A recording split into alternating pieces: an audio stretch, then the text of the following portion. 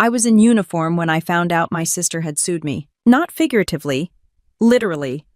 I was still on base boots on concrete, phone buzzing in my pocket while I waited outside a briefing room.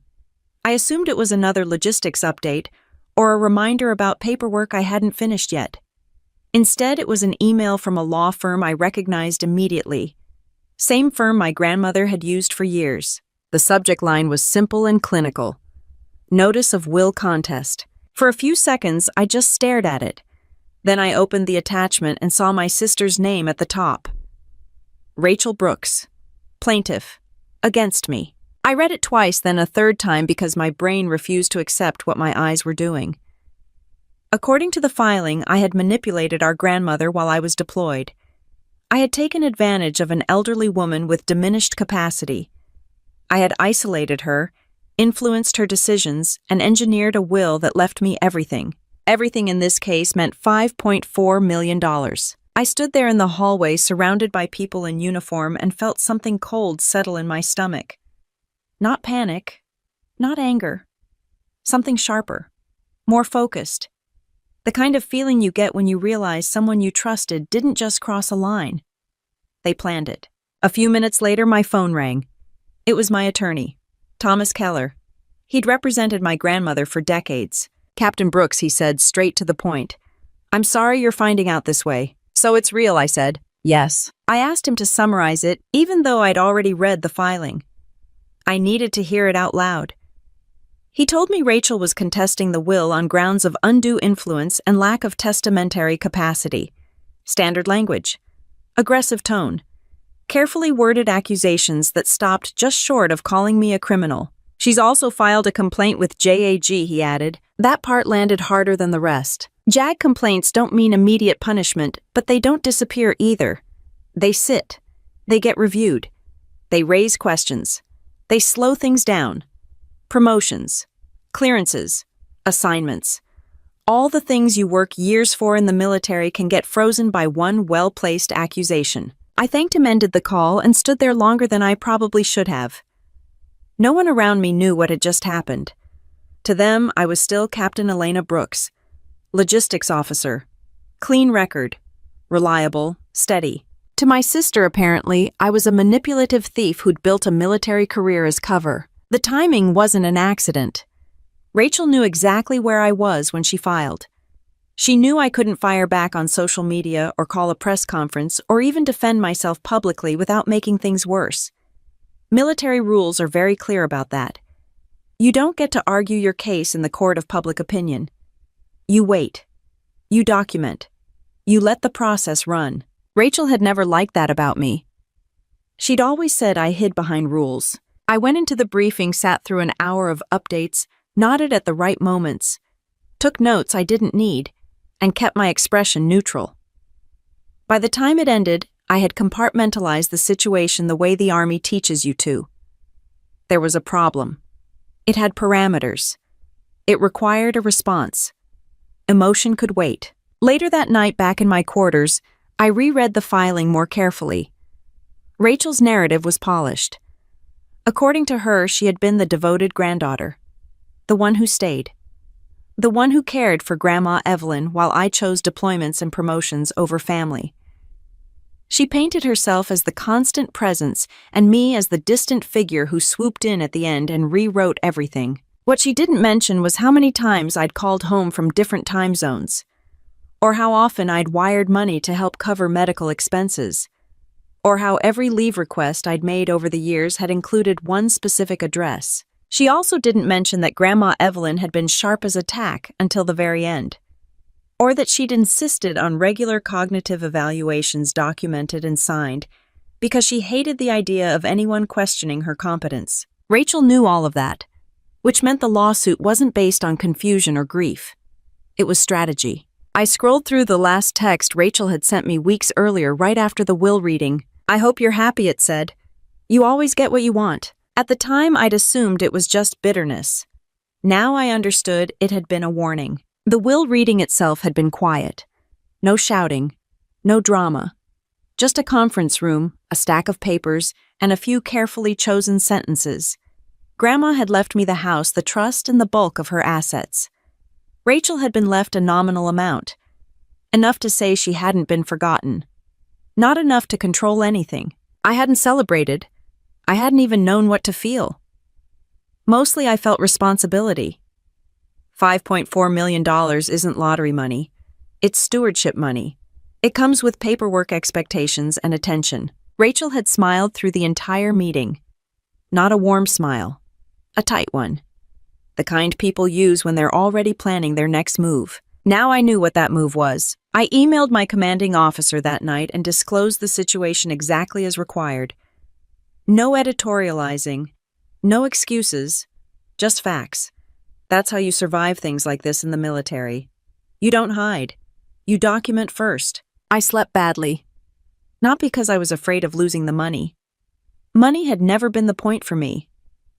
What bothered me was how easily Rachel had rewritten our history on paper. How confident she sounded doing it. By morning I had a checklist. Call JAG. Coordinate with my attorney. Pull my grandmother's medical records. Stay professional. Stay quiet. Stay patient. Rachel had made the first move. She'd chosen a courtroom instead of a conversation. A lawsuit instead of a phone call. I put on my uniform, straightened the name tape on my chest, and headed back to work, knowing that somewhere my sister was telling a version of this story where she was the victim and I was the villain. And for the first time since my grandmother passed, I realized this wasn't just about a will. It was about who got to define the truth when the person who knew it best was no longer around. I pressed my thumb against the edge of my phone until the screen went dark, then slid it back into my pocket and kept walking. The pavement outside the barracks was still warm from the afternoon sun, and for a moment I focused on that instead of what my sister had just put into motion. Physical details help. They keep your head where your body is. That's something the Army teaches early, and it saved me more times than I can count. Rachel and I grew up in the same house, slept under the same roof, ate the same dinners, and listened to the same woman tell us to finish our vegetables. Anyone looking at our childhood from the outside would have said we were lucky. Stable, protected, loved. They wouldn't have been wrong. They just wouldn't have seen the whole picture. Our parents died when I was 9 and Rachel was 13. Car accident. Sudden. No drawn-out goodbye, no warning. One day we had a family. The next day we had a grandmother and a suitcase each. Grandma Evelyn didn't hesitate. She cleared out the guest room, moved our things in, and took over like she'd been preparing for it her whole life. In a way she had. She'd been married to a career military man. She understood duty, structure, what it meant to step up when things went wrong. Rachel and I reacted differently almost immediately. I leaned into routine. School, homework, chores, anything with rules and predictability. I liked knowing what came next. It made the rest of the world quieter. Rachel went the opposite direction. She talked more, asked more questions, wanted to know why things were the way they were and if they could be changed. She wasn't wrong to ask. She just didn't like being told no. Grandma tried to treat us the same. Same allowance, same curfews, same expectations. But kids aren't spreadsheets. We don't balance evenly just because someone wants us to. By the time I was in high school, I knew I was going to enlist. It wasn't some dramatic moment. No flag waving, no speeches. It just made sense. The structure felt familiar. The rules were clear. You did your job and people depended on you to do it right. Rachel hated that idea. She said it was a waste. That I was smarter than that. That Grandma only encouraged it because of Grandpa's service. She said I was choosing obedience over ambition. She chose college parties, networking events, and internships that came with dress codes instead of uniforms. She was good at it. People liked her. She had a way of walking into a room and making it feel like she belonged there. I didn't resent her for that. If anything, I was relieved one of us knew how to talk to people without wanting to leave 5 minutes in. The resentment went the other way. The night I told Grandma I'd signed my enlistment papers, Rachel cornered me in the kitchen. Grandma was in the living room watching the news with the volume turned up too high. "She's only proud of you because you're wearing a uniform," Rachel said quietly. "You know that, right?" I remember looking at her and not knowing how to respond. Not because it hurt, but because it felt unnecessary. Grandma had been proud of us for different reasons at different times. That seemed obvious to me. Rachel didn't see it that way. From that point on, everything I did became in her mind a performance. If Grandma complimented my grades, it was because I was disciplined. If she praised Rachel's job prospects, it was because she wanted to keep the peace. Nothing was neutral. Everything was a scorecard. When I left for basic training, Rachel didn't come to the send-off. She said she had plans. I didn't ask what they were. Over the years, the distance between us became less about geography and more about perspective. I'd call home from wherever I was stationed. Rachel would answer sometimes, Grandma other times. Rachel's updates were always framed the same way. I'm taking care of things here. Grandma's doing fine, but it's a lot. You're lucky you don't have to deal with this. At first I thanked her. It seemed fair. She was there. I wasn't. That was the trade-off I'd accepted when I chose my career. What I didn't realize was how much power comes with being the person who stays. Grandma trusted both of us, but she relied on Rachel more because Rachel was physically present. She drove her to appointments, sorted mail, handled paperwork when Grandma's arthritis made writing difficult. None of that was wrong on its own. What was wrong was how it changed the balance between us. Rachel began speaking for Grandma instead of with her, deciding things before asking, filtering information. Small choices that didn't look like manipulation until you added them up. From the outside, it looked like devotion. Inside the family, it looked like control. I didn't see it then. I saw my sister doing what I couldn't. I sent money. I sent gifts. I sent time when I could. And I trusted that was enough. Rachel never trusted anything she couldn't touch. When Grandma's health started to decline, Rachel was the one calling doctors. She told me what appointments were scheduled and which ones weren't necessary for me to attend. She said Grandma didn't want to be a burden, that she hated seeing me worry. Those were Grandma's words, supposedly. I didn't question them. Rachel had always been better at explaining things, better at framing them in ways that made sense, or at least felt like they did at the time. The last time I saw them together before Grandma passed, I noticed something I couldn't quite put my finger on. Rachel answered questions before Grandma finished speaking. She corrected her gently but often. She steered conversations away from finances and toward logistics. It didn't feel malicious. It felt efficient. Efficiency can hide a lot. I hugged Grandma goodbye at the door. Rachel stood behind her, one hand on Grandma's shoulder, smiling like everything was under control. I believed her. Walking across the base that night with my sister's lawsuit still fresh in my inbox, it finally clicked that we hadn't just grown into different people. We'd learned different rules about what family was supposed to mean. To me, it meant showing up when you could and respecting boundaries when you couldn't. To Rachel, it meant proximity, access, and influence. We'd been living under the same roof our whole childhood, but we'd been preparing for two completely different versions of adulthood, and one of us had decided that if the rules didn't favor her, she'd rewrite them. The call dropped just as the convoy rolled forward, and I didn't try to reconnect. We were already moving, radios, crackling engines vibrating through the floor, and there wasn't room in my head to worry about a missed conversation. Out there, you focus on what's in front of you. Anything else becomes background noise by necessity. That was the pattern for most of my deployments. Long stretches where my world shrank down to schedules, checklists, and the people standing next to me. Home became a voice on the other end of a line, sometimes clear, sometimes rushed, sometimes unavailable. Rachel knew that. At first, the updates she sent felt helpful. Short texts about doctor appointments, photos of Grandma in her favorite chair, notes about prescription changes.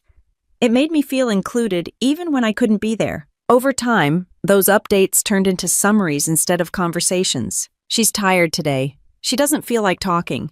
She said she'll call you later. Later rarely came. When I did get Grandma on the phone, Rachel was usually in the room. I could hear it in the way Grandma hesitated before answering certain questions, in the way she'd glance towards someone off camera during video calls.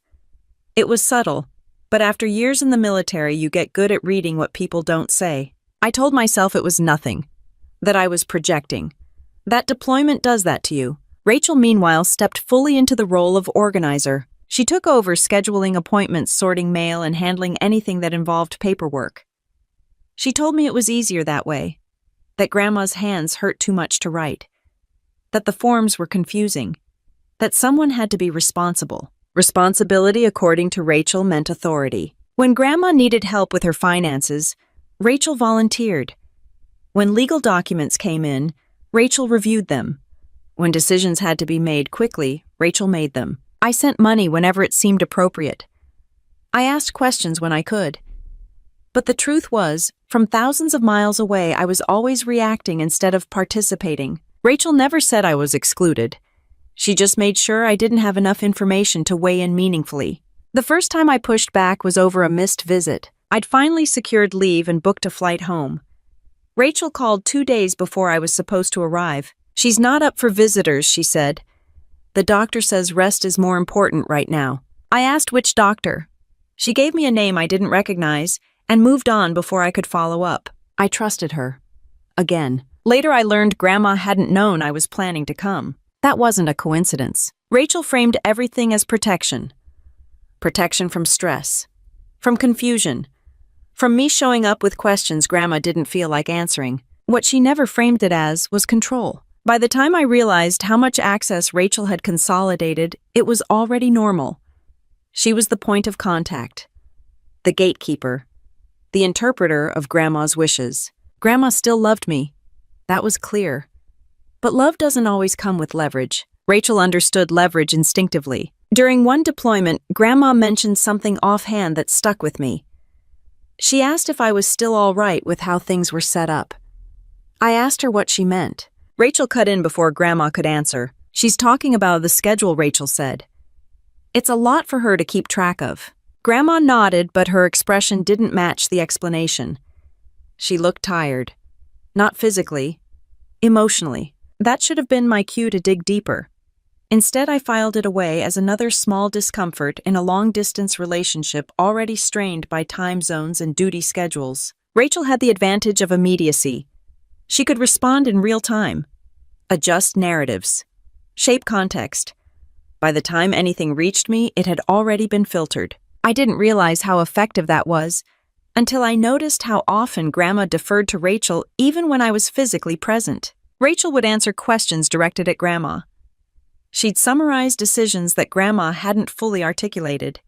She'd steer conversations toward practicalities and away from anything that involved choice. To an outsider, it looked efficient. To me, it felt slightly off, like a meeting where the wrong person was running the agenda. Still, I didn't challenge it. Part of that was respect. Part of it was exhaustion.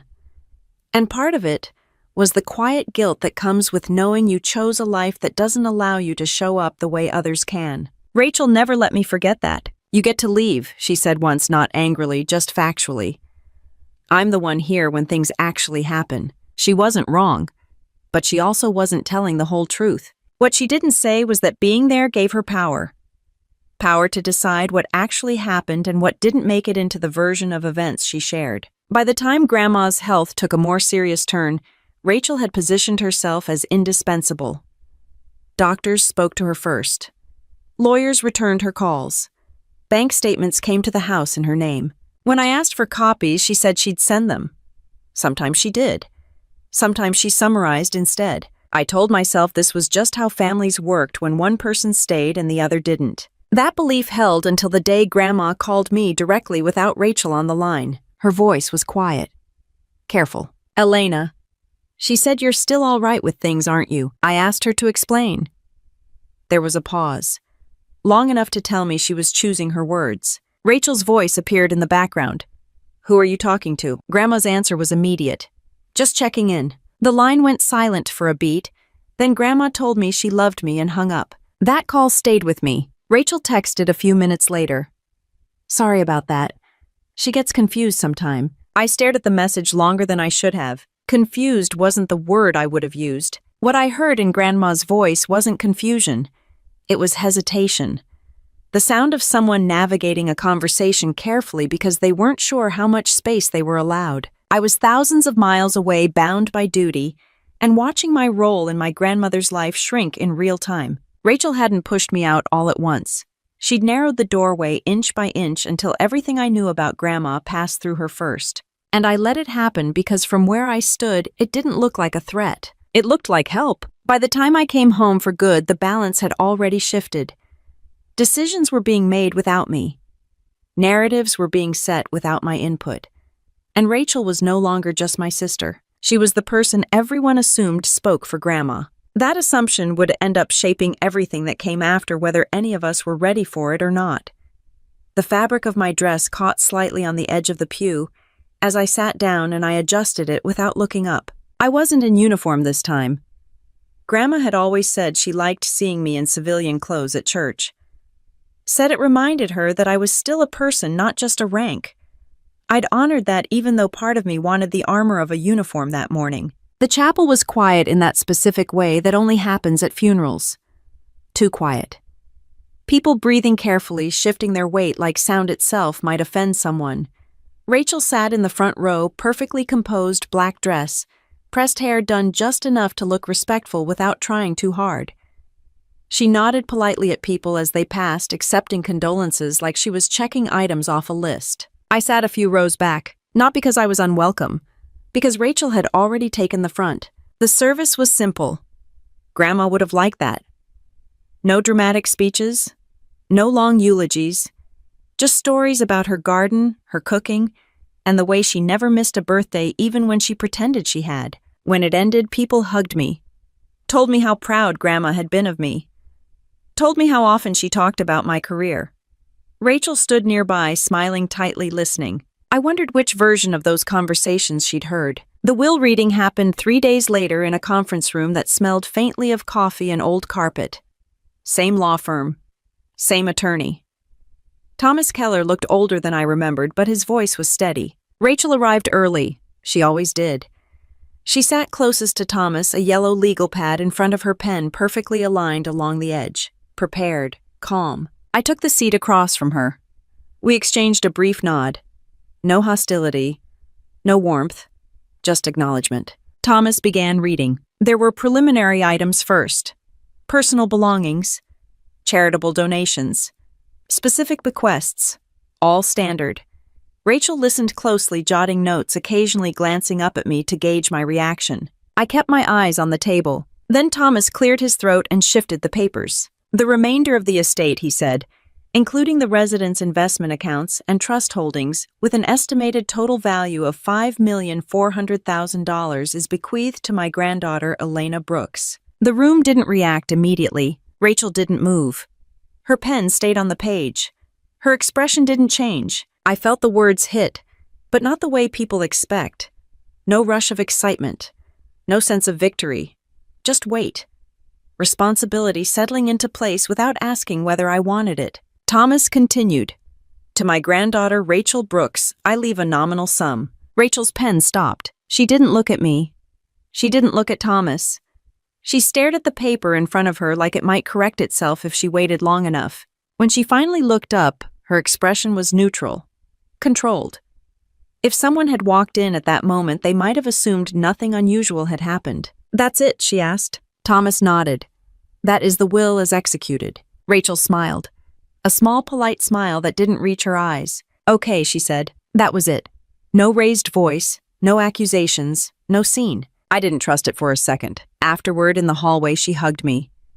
It was brief and stiff, like we were co-workers at a retirement party. I guess congratulations are in order, she said. You always did have a way of landing on your feet. I told her this wasn't about winning anything, that Grandma had made her choices, that I hoped we could handle things privately. Rachel nodded.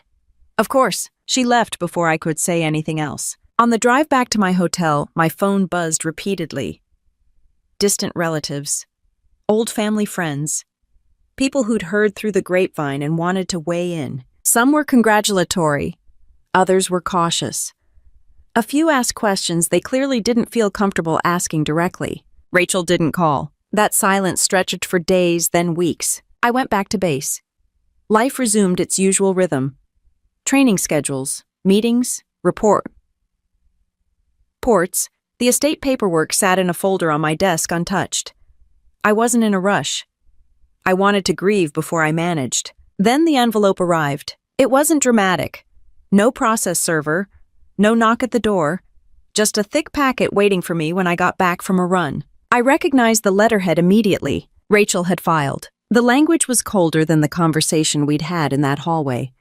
Precise, accusatory, designed to strip intent down to allegations. According to the complaint, Grandma had been mentally compromised. According to Rachel, I had exploited that. I sat on the edge of my bed and read every line. Rachel claimed she had been the primary caregiver, that she'd observed signs of confusion, that she'd raised concerns, that I'd dismissed them, that my absence due to military service had created an opening for undue influence when I was present. It was a careful inversion of reality, one that took pieces of truth and rearranged them until the picture looked completely different. The part that bothered me most wasn't the money. It was the way she described Grandma, as fragile, as passive, as someone who could be directed if approached correctly. That wasn't who Grandma was. I called Thomas immediately. She waited until you were back on base, he said. That's not accidental. He explained the process, the timelines, the likely arguments, the burden of proof. Then he said something that stuck with me. She's confident. That confidence wasn't arrogance. It was calculation. Rachel had spent years positioning herself as the responsible one, the present one, the interpreter of Grandma's wishes. Now she was extending that narrative into a legal context where documentation mattered more than memory. That night I forwarded the complaint to my commanding officer just like before. No commentary, just disclosure. I lay awake longer than usual, staring at the ceiling, replaying the will reading in my head. Rachel's stillness, her restraint. That wasn't acceptance. That was someone waiting for the right forum. By the time the first formal notice from the court arrived, Rachel had already started telling her version of the story to anyone who would listen.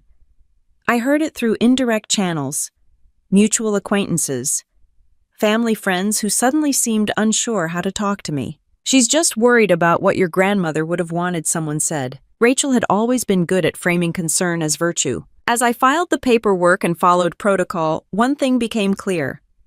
This wasn't a disagreement that could be resolved over coffee or with an apology. Rachel had chosen a setting where facts mattered less than perception, and where silence could be mistaken for guilt. And she was counting on me to stay silent long enough for her version to take root. The first message from JAG came through while I was reviewing inventory reports, and I read it twice before it registered. It wasn't accusatory. It wasn't threatening. It was procedural. A notice that a complaint had been received and that certain allegations required preliminary review. The tone was neutral, but the implications weren't.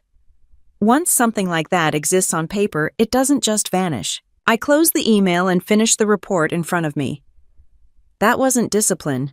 That was survival. In the military, you don't abandon the task because your personal life decides to implode.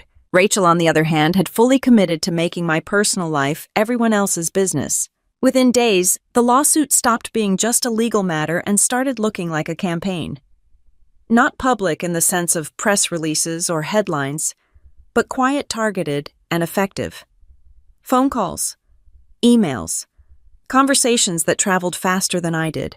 I didn't hear most of it directly. I heard it the way rumors usually arrive, stripped of context and padded with concern. She's just asking questions. She's worried about your mental health. She says your grandmother was confused near the end. That last one made my jaw tighten every time I heard it. Rachel knew better. She'd been present for the evaluations. She'd driven Grandma to appointments. She'd watched her answer every question clearly, sometimes impatiently, as if offended anyone would even ask. Rachel didn't deny those evaluations existed. She simply reframed them as insufficient, outdated, influenced.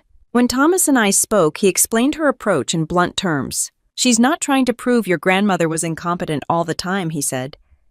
She's trying to suggest there were moments, windows, opportunities, windows for influence, for persuasion, for manipulation. And your deployments, he added, are central to that story. Rachel leaned hard into the idea that my military service had created emotional distance, that Grandma missed me, that I showed up rarely but decisively, that my presence carried weight because of the uniform, the authority, the symbolism. She suggested that when I was home, Grandma deferred to me out of pride and confusion. It was a neat narrative, clean, insulting, and difficult to disprove without turning my entire relationship with Grandma into evidence. Then Rachel escalated. She didn't just file with the court. She sent follow-up materials to JAG. Supplemental statements. Character concerns. Nothing overtly false. Just enough implication to force review. The result was exactly what she wanted. My file was flagged. My upcoming promotion board was postponed pending resolution. No one accused me of wrongdoing, but no one reassured me either. Everything moved into a holding pattern. In the military, a holding pattern can be deadly to momentum. I kept my head down, did my job, met expectations, exceeded some. I answered questions when asked, and didn't volunteer commentary when I wasn't. I documented everything. Rachel interpreted my silence as weakness. She started reaching out to extended family. Not with anger, with concern. She's under a lot of stress. I don't think she realizes how this looks. I just want what Grandma would have wanted. People like concern. It gives them permission to judge without feeling cruel. Family members who hadn't spoken to me in years suddenly had opinions. Some reached out cautiously. Others didn't bother. Rachel positioned herself as the reasonable one, the grieving granddaughter trying to protect a legacy. The sister forced into action because the system had failed her. I became the unspoken problem. I watched it happen from the inside of a structure that didn't allow me to respond in kind.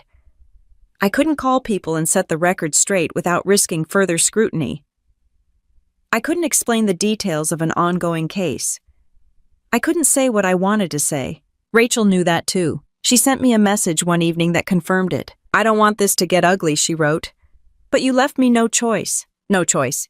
As if lawsuits were reflexes instead of decisions. I didn't respond. Thomas advised patience. He reminded me that courts move slowly for a reason. That exaggeration has a way of collapsing under documentation. "What she's doing now is building pressure," he said. "She wants you to settle." Settle meant split the estate. Accept a version of events that painted Grandma as confused and me as opportunistic. End the case quietly before more questions were asked. It was tempting in theory. In practice, it would have required me to validate a lie. Rachel's confidence grew as the weeks passed. She began speaking openly about the case in settings where she knew it would travel. She framed my silence as avoidance, my compliance with military protocol as distance. She never called it guilt.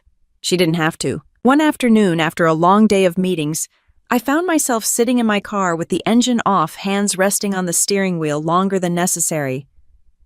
I wasn't tired. I was calculating. Rachel had chosen a battlefield where she assumed I couldn't maneuver. Civil court on one side, military oversight on the other, family perception filling the gaps. She assumed I would either panic or cave. What she didn't seem to understand was that I'd spent my entire adult life operating inside systems where patience isn't optional and documentation is currency. If she wanted to turn this into a war, I wasn't going to rush toward the noise. I was going to let her talk. Because the more she talked, the more she committed to a story she'd eventually have to defend. That evening, Thomas called with an update. Routine procedural steps. Nothing dramatic. Then he paused. "There's something else," he said. "Your grandmother and I had several conversations over the years about this exact scenario." I asked him what he meant. She was very clear that if Rachel ever contested the will, you shouldn't react the way most people do. "And how is that?" I asked. "By explaining," he said. "Or by trying to convince anyone." He told me Grandma had insisted that the truth wouldn't need reinforcement if it was presented in the right way. That whatever Rachel tried to claim would collapse under its own weight if allowed to fully form. At the time, I assumed he was speaking metaphorically. I would later understand that he wasn't. For now, all I knew was that Rachel had set this in motion, believing she controlled the narrative, the timing, and the pressure points. She believed my career, my silence, and my distance would work against me. She believed she'd already won half the battle by forcing me into a defensive posture. What she didn't account for was that I wasn't defending myself at all. I was letting her commit fully and publicly to a version of the story that couldn't survive once it was placed under the right light. The knock on my office door was light, almost polite, but I recognized the rhythm immediately. It was the kind of knock that meant paperwork was about to become a conversation. I told them to come in, kept my voice level, and watched as a junior officer stepped inside, holding a folder a little too carefully. He didn't sit. He handed it over, explained that it was routine and avoided eye contact the way people do when they don't want to look like they're judging you. Inside the folder was the summary from JAG. Preliminary review. No findings. No conclusions. Just questions. Questions are worse than accusations. They don't accuse you of anything outright, but they invite everyone else to wonder. They create pauses in meetings, hesitation in emails, side glances that disappear the moment you look back. Nothing in my day-to-day duties changed. That was the strange part. I still had authority, still signed off on decisions, still led my team. On paper, I was the same officer I'd been the week before. In practice, everything slowed. I noticed it when my name wasn't mentioned during a planning meeting where it normally would have been. When a senior officer asked someone else to take notes instead of me. When an email chain stopped one reply short of including me. No one said anything, no one needed to. Rachel had achieved exactly what she wanted. She hadn't proven anything, but she'd made me inconvenient. I updated Thomas and followed his advice to the letter. Document everything. Respond only when asked. Don't volunteer information that can be misinterpreted. Don't react emotionally even when the accusations feel personal, especially when they feel personal. Rachel's complaint didn't accuse me of a specific violation. It questioned my judgment, my stability, my motivations. She framed my military service as both an excuse and a weapon. I was either absent and negligent or present and overpowering. There was no version of events where I existed in the middle. That was intentional. The military doesn't punish people for inheritance disputes, but it pays close attention to patterns, to credibility, to anything that might suggest compromised decision-making. Rachel knew that. She didn't need to win in court to do damage. She just needed to create enough smoke that someone else had to pause. The pause was already happening. One afternoon, my commanding officer asked me to close the door behind me. His tone was neutral, but his posture had shifted. Less casual, more deliberate. "This isn't disciplinary," he said before I could speak, "but it is something I need to be aware of." He asked me to summarize the situation. I did, sticking strictly to verifiable facts. Dates, filings, procedures, no opinions, no commentary on my sister's character. He listened without interrupting, then nodded. "I appreciate your transparency," he said. "For now, we proceed as usual." "For now." Another pause. As I stood to leave, he added, "You understand that optics matter." "I do," I said. And I did. Probably better than Rachel realized. Optics are Rachel's world. They're how she operates, how she convinces people, how she moves through social and professional spaces. She assumes everyone plays the same game. The military doesn't. Optics matter, but evidence matters more. Patterns matter. Consistency matters. Silence, when paired with documentation, matters. Rachel mistook my restraint for weakness. She wasn't the first person to do that. Outside of work, the pressure took a different form. Friends I hadn't spoken to in years suddenly reached out with vague messages. "Just checking in. Hope you're okay. Heard some things." I stopped responding altogether. Every reply was a risk. Every explanation an opportunity for distortion. Rachel thrived on interpretation. I didn't intend to give her more material. The hardest part was the waiting. Military life trains you to act, to solve, to move forward. This required the opposite. It required me to sit with uncertainty and trust that the structure I'd committed my life to would eventually do what it was designed to do. Rachel, meanwhile, escalated her tone. She filed additional statements with the court. Not new allegations, just expanded ones. More detail. More emotional language. She described moments where Grandma had seemed tired, where she'd repeated herself, where she'd asked the same question twice. Anyone who spent time with an elderly person knows those moments exist. Rachel presented them as evidence of incompetence. What she didn't include were the moments that contradicted her claims. The conversations where Grandma corrected her. The times she insisted on reviewing documents line by line. The evaluations Rachel herself had scheduled and attended. Rachel was selective. I wasn't allowed to be. At night, when the base quieted down, I'd sit at my desk and go through my grandmother's paperwork. Medical records, appointment summaries, notes she'd taken herself in careful handwriting that only shook slightly near the end. She'd kept everything. Dates, names, instructions. This wasn't a woman who drifted through her final years unaware of her surroundings. As I organized the documents, I remembered something Thomas had said during our last call. Something I'd brushed off at the time. She told me you'd need to find it yourself, he'd said. I hadn't asked what it was, partly because I didn't want to seem desperate, partly because I didn't know what to look for. Now sitting there with stacks of files and no clear direction, the comment felt heavier. I called Thomas back. What did she mean when she said that I asked? He hesitated. Not because he didn't know, because he'd been waiting for me to ask. She was very specific, he said. She didn't want me to hand you anything. She said if you needed it, you'd recognize when the time came. That's not very helpful, I said. She believed it would be, he replied. She also believed Rachel would overplay her hand. I thought about the latest filings, the expanded statements, the way Rachel had doubled down on a narrative that painted Grandma as incapable. She's doing that now, I said. Yes, Thomas agreed. And that's why your grandmother didn't want you reacting yet. I looked around my office, the neat stacks of paperwork, the quiet hum of the building.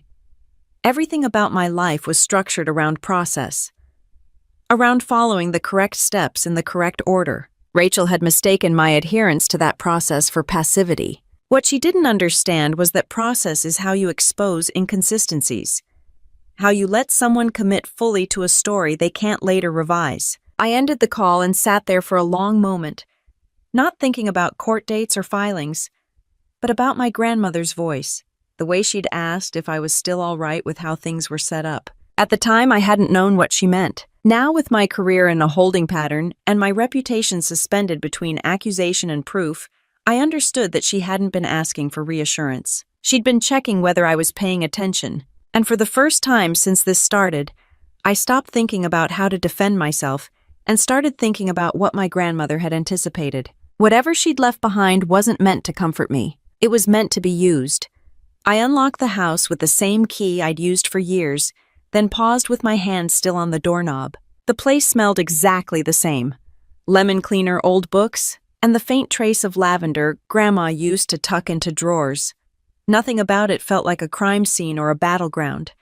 It felt like a house that expected you to take your shoes off and not make a mess. I set my bag down by the entry table and stood there longer than necessary listening to the quiet. No TV, no radio, just the low hum of the refrigerator and the ticking of the clock on the wall. The same clock Grandma used to complain ran too fast. I hadn't come back for comfort. I came back because Thomas's words wouldn't leave me alone. You'd recognize when the time came. That wasn't a legal instruction. It was a personal one. I started in the study because that's where Grandma handled anything important. Taxes, letters, birthday cards. She'd already written months early. The desk was neat drawers labeled in her careful handwriting. I checked them anyway. Old habits. Nothing unusual. The filing cabinet held exactly what it was supposed to hold. Medical records, utility bills, investment summaries, copies of her cognitive evaluations neatly organized by date. Every test result was there, every doctor's note, every signature. If Rachel had wanted to claim Grandma was confused, she'd picked the wrong woman. I moved through the house methodically. Bedroom, linen closet, kitchen drawers, everything was where it should be. Nothing hidden, nothing that looked like a secret waiting to be found. It was almost frustrating. Then I remembered something small. Something I'd dismissed years ago because it seemed sentimental rather than practical. Grandma hated clutter, but she loved old things. Objects that lasted. Things that didn't need upgrading. I went back to the study and knelt in front of the low cabinet beneath the bookshelf. The one that held photo albums and outdated electronics. I hadn't touched it since before my last deployment. Inside were albums, a box of cassette tapes, and an old camcorder in a padded case.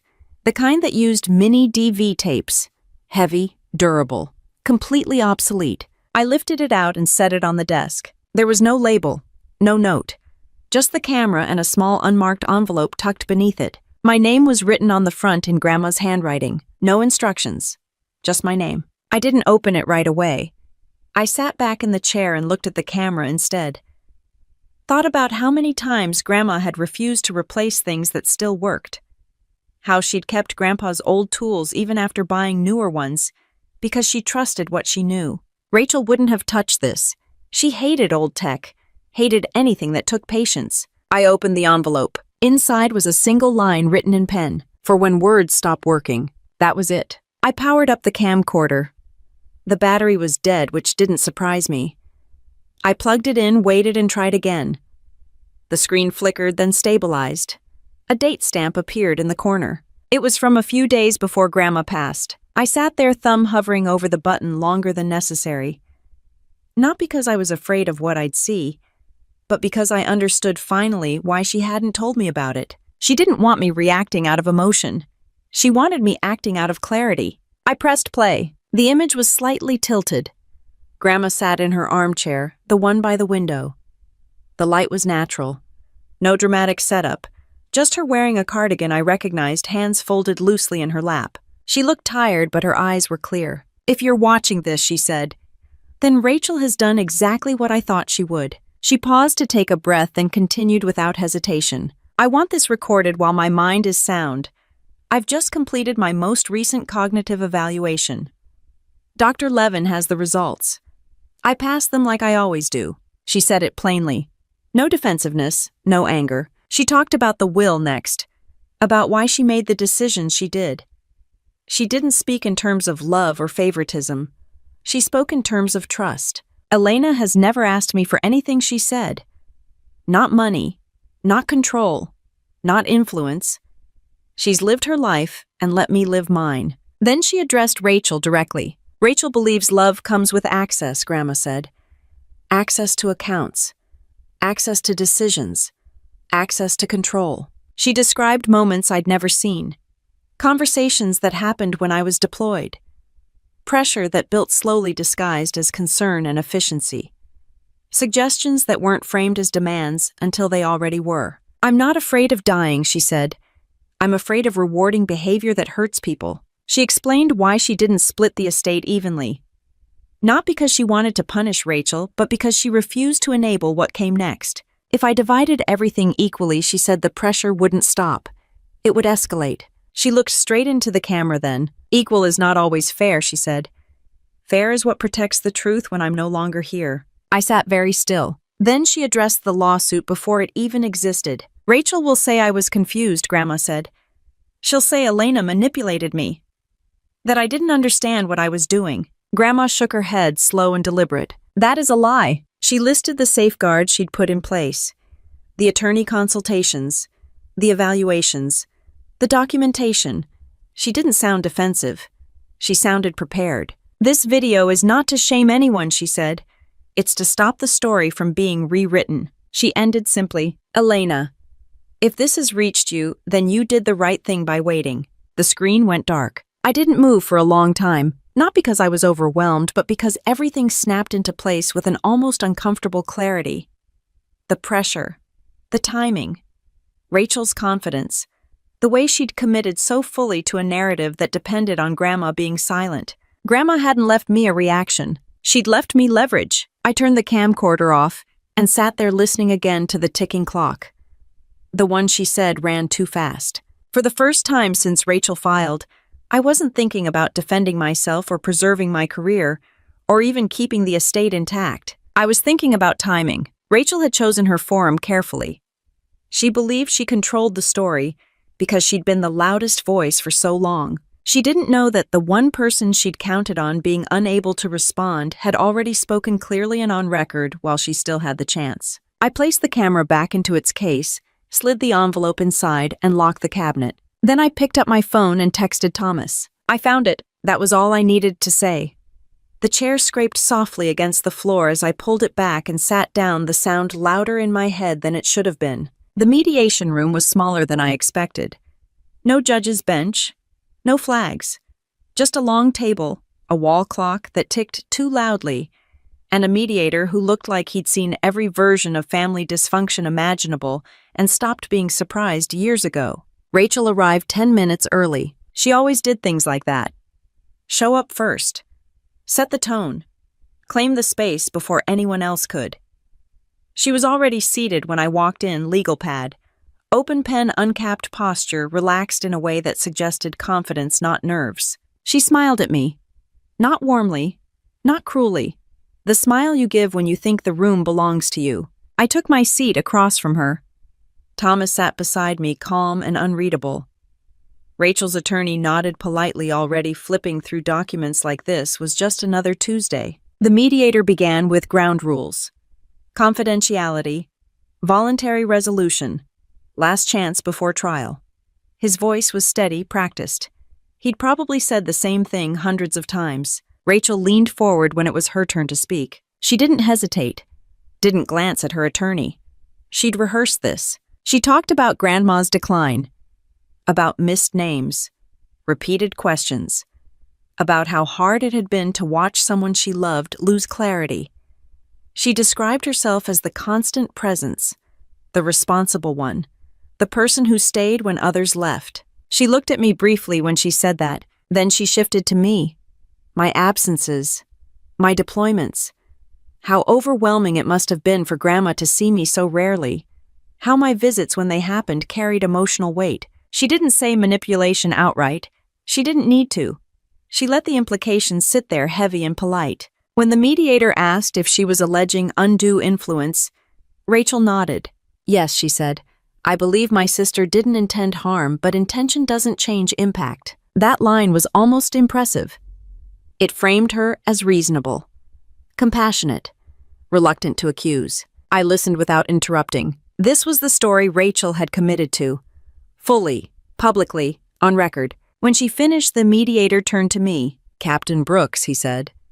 Would you like to respond? I didn't speak right away. Instead, I reached into my bag and placed the camcorder on the table. Rachel's eyes flickered to it, then back to me. What's that? She asked. I ignored the question and looked at the mediator. My grandmother recorded a statement a few days before she passed, I said, on the advice of her attorney. After completing her most recent cognitive evaluation, Rachel shifted in her seat. Her attorney leaned forward. We haven't been provided. It will be provided in full, Thomas said evenly. Today is about context. The mediator considered this for a moment, then nodded. Go ahead, he said. Rachel laughed softly. You can't be serious. I powered on the camcorder. The screen lit up the image slightly tilted just as it had been in the study. Grandma sat in her chair, sunlight filtering in from the side. No edits, no enhancements, just her. The room went quiet. If you're watching this, Grandma said, then Rachel has done exactly what I thought she would. Rachel's smile disappeared. The video continued. Grandma stated the date, the evaluation, the doctor's name. Clear, precise. Rachel shook her head. This is out of context. Grandma spoke about the will, about trust, about why she made the decisions she did. When she said my name, I felt Rachel stiffen. When she said Rachel's, I felt something else entirely. Grandma described pressure. Control disguised as help. Decisions framed as efficiency. She didn't raise her voice. She didn't dramatize. She simply described what had happened. Rachel leaned back in her chair, arms crossing tightly. This is manipulated, she said. She didn't understand. The mediator raised a hand. Please. The video moved to the part Rachel had been insisting on most. Grandma's mental state. That is a lie, Grandma said calmly. I was not confused. Rachel looked at her attorney, then back at the screen. Grandma explained why she didn't divide the estate equally. Not favoritism, not punishment. Responsibility. Equal is not always fair, she said. Fair is what protects the truth when I'm no longer here. No one spoke. The video ended. The camcorder clicked softly as it powered down. The mediator sat back, steepling his fingers. Rachel was the first to speak. This doesn't prove anything, she said quickly. Anyone can say anything on a camera. Her attorney leaned toward her and whispered something. Rachel waved him off. She was influenced, Rachel insisted.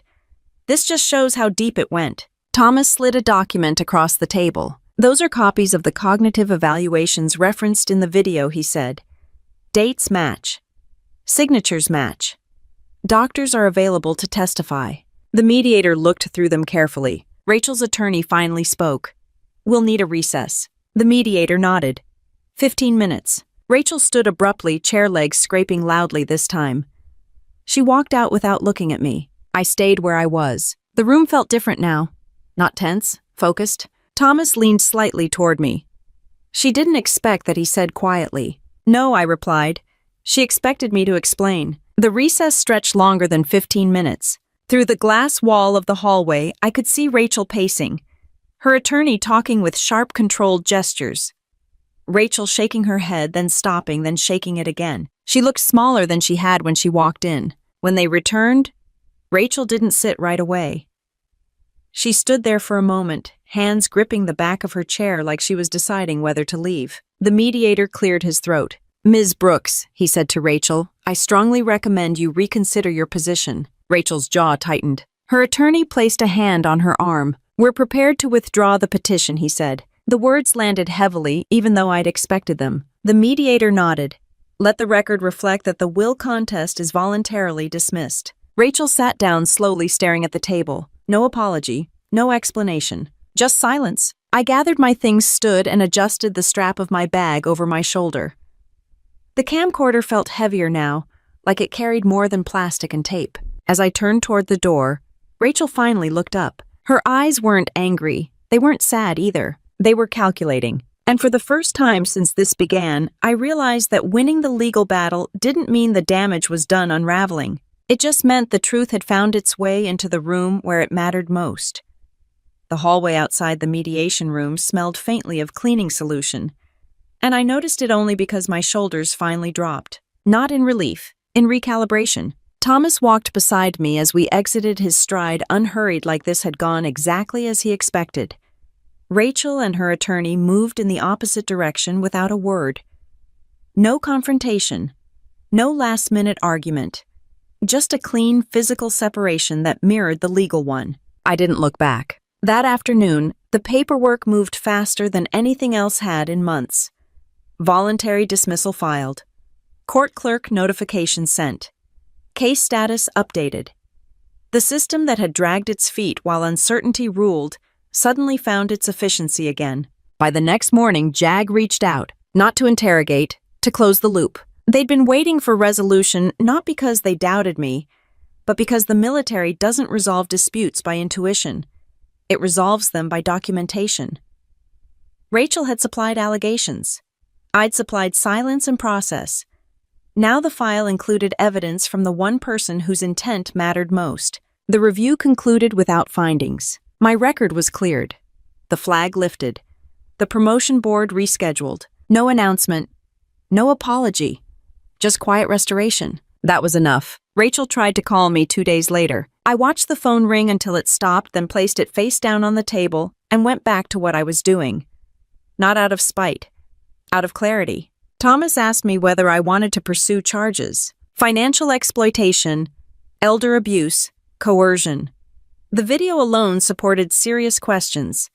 Combined with records, Rachel's behavior crossed more than one legal threshold. I told him no. He didn't argue. "You're sure?" he asked. Yes. The decision wasn't mercy, it was containment. Rachel's greatest strength had always been her ability to pull people into her narrative. Courtrooms, conversations, family dinners, everything became a stage if you let it. Prosecuting her would have required me to stay on that stage indefinitely, replaying my grandmother's final years in front of strangers. Grandma hadn't recorded that video so I could punish Rachel. She'd done it so I could stop her. There's a difference. Word traveled quickly once the dismissal became public. Not the details, just the outcome. People noticed when confidence evaporated overnight. Rachel withdrew from committees. Missed events she never used to miss. The carefully curated concern she'd projected turned brittle when it no longer had an audience. Extended family stopped calling me with questions. They started calling her with none. One of my cousins reached out to me quietly. Not to apologize, just to say she'd rewatched a conversation in her head and realized it hadn't sounded right at the time. I didn't respond, not because I was angry, because I was done participating in postmortems. I returned the camcorder to the cabinet in Grandma's study and locked it. Not out of fear it would be needed again, but because its job was finished. The truth had been delivered where it mattered. I didn't need to keep it close anymore. I spent an afternoon going through the rest of the estate paperwork with a different kind of attention. Not defensive, not reactive, intentional. Grandma had left instructions. Not dramatic ones, practical ones, provisions for upkeep, donations she wanted honored. A few handwritten notes that explained why certain items mattered and others didn't. She hadn't left guilt. She'd left clarity. Rachel sent another message. Longer this time. Careful wording. She said she'd been under stress. that grief had clouded her judgment, that she hoped we could talk privately and resolve things as sisters. I read it once, then deleted it. Not responding wasn't cruelty, it was a boundary. I forwarded the message to Thomas and asked him to note that all future communication should go through counsel if it related to the estate. He acknowledged it without comment. At work, things normalized faster than I expected. Not because people forgot, but because the military respects closure. An unresolved question lingers. A resolved one gets filed and moved past. I was invited back into meetings I hadn't been in for weeks. Asked for input that had been quietly redirected before. No one referenced the case. They didn't need to. My commanding officer pulled me aside one morning. "Glad that's behind you," he said. "So am I replied. He paused, then added, "You handled it well." That mattered more than he probably realized. I visited Grandma's grave on a weekday when no one else was around. Not because I needed to talk, just because it felt appropriate to stand there without an audience. I told her the case was over, that Rachel had stopped, that my career was intact, that the house was quiet again. I didn't thank her. Gratitude implies a gift freely given. What she'd done was deliberate, protective, strategic. She hadn't saved me from conflict. She'd prepared me to survive it without losing myself. As I walked back to the car, my phone buzzed with a notification from work. A calendar update. A new assignment. Forward momentum. Rachel had tried to define me as someone who took advantage of others, as someone who hid behind authority, as someone who benefited from absence. She'd been wrong about all of it. I hadn't won by overpowering her. I'd won by refusing to adopt her methods. The money was still there. The house still mine. The trust intact. None of that felt like victory. What felt like victory was knowing that the version of me she'd tried to create hadn't stuck. I hadn't needed to shout, explain, or retaliate. I'd let the structure do what it was built to do, and I'd let my grandmother speak once clearly without interference. That was the difference between ending a case and ending a cycle. As I drove back toward the base, the sky starting to darken ahead of me, I wasn't thinking about Rachel anymore. I was thinking about how much energy it takes to hold a lie together once the truth has been allowed into the room. And how little it takes to walk away when you finally stop carrying someone else's version of who you are. I rolled up my sleeves before touching anything in the backyard, even though no one was there to see it. Old habit, you prepare before you work. Grandma used to do the same thing, right down to tying her hair back, even when she insisted she was just checking on the roses. The garden behind the house had gone a little wild in the months after she passed. Nothing dramatic. Just enough to remind you that living things don't pause while people argue. I knelt and pulled a weed free by the root, feeling the resistance give way. Simple. Honest work. No interpretation required. After the case ended, I didn't rush to sell anything or make announcements. The house stayed quiet. The accounts stayed where they were. I let things sit long enough for the noise to fade on its own. That was the first real gift Grandma had left me. Time without interference. Rachel didn't disappear completely. People like her rarely do. But she lost traction. Without a case to anchor her story. Concern turned into awkwardness, then silence. Invitations stopped. Calls went unanswered. She wasn't punished publicly. She was simply no longer believed. That kind of consequence doesn't come with headlines. It comes with empty calendars. I received one final letter from her. Not a message. Actual paper. She said she'd made mistakes. That grief had distorted things. That family should matter more than money. I read it once, folded it, and placed it in a drawer I didn't open again. Closure doesn't always require confrontation. At work, my life resumed a pace that felt almost unfamiliar. After months of suspension. New responsibilities. Clear timelines. Conversations that moved forward instead of circling old questions. The promotion went through quietly. No speeches. No references to what had almost derailed it. Just a change in rank and an expectation that I'd keep doing what I'd been doing. I did. On weekends, I came back to the house and worked through Grandma's lists. Not the legal ones, the personal ones. Small repairs she'd noted in the margins of notebooks. Things she'd meant to get to. Things she hadn't needed help with until suddenly she did. I found myself thinking less about what Rachel had tried to take and more about what Grandma had trusted me to handle. That trust shaped a decision I'd been circling without fully naming. The house was too big for one person. Grandma had known that. She'd still left it to me, not because she expected me to live there forever, but because she expected me to decide what came next. I met with a local nonprofit that worked with military families. Not as a donor at first, as a volunteer. I wanted to understand what actually helped and what just sounded good on paper. They needed space. Safe, neutral space. Somewhere families could meet, decompress, get resources without feeling like they were being evaluated. The house was perfect for that. It took paperwork, zoning discussions, meetings with people who wanted reassurance that this wasn't a vanity project. I didn't mind the scrutiny. I'd had enough of assumptions. I preferred questions. We set up a foundation. Nothing flashy. Clear mission. Clear limits. Support for families navigating deployments, transitions, and the kind of quiet strain that doesn't make the news. Rachel couldn't touch it. Not legally, not narratively. That mattered more than I expected. The first open house was modest. Coffee in paper cups, folding chairs, a sign-in sheet that filled slowly but steadily. I watched people move through rooms that had once held my childhood and now held possibility. No one asked about the lawsuit. A few recognized my name. None mentioned it. The story had already moved on. Late in the afternoon, I stepped outside and sat on the back steps, looking out at the garden. It wasn't perfect. Grandma wouldn't have pretended it was. But it was alive, tended, and moving in the right direction. I thought about the version of myself Rachel had tried to present to the world. Manipulative, opportunistic, hiding behind authority. She'd needed that version to exist for her story to work. What she hadn't understood was that identity isn't something you defend with words. It's something you reinforce with choices. I hadn't won because I was louder or smarter or more convincing.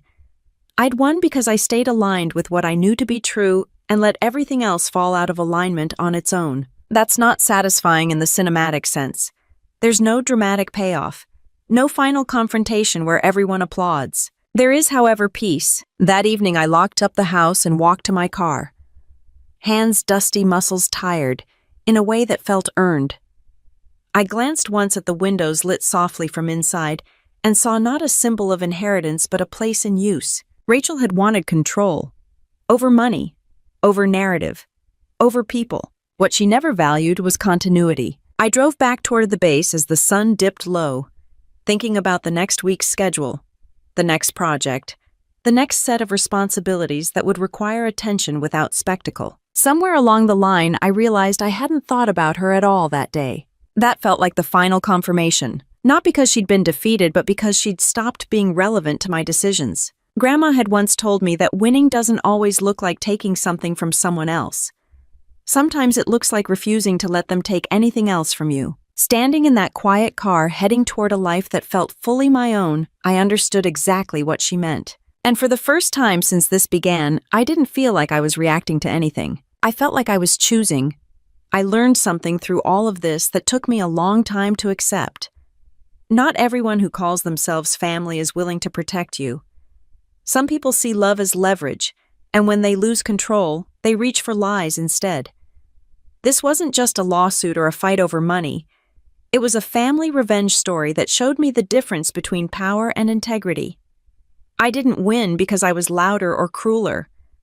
I won because I stayed steady while the truth did the work. If stories about family drama, truth coming out, and quiet justice resonate with you, consider subscribing to the channel. These revenge stories aren't about destroying others. They're about surviving them and coming out whole.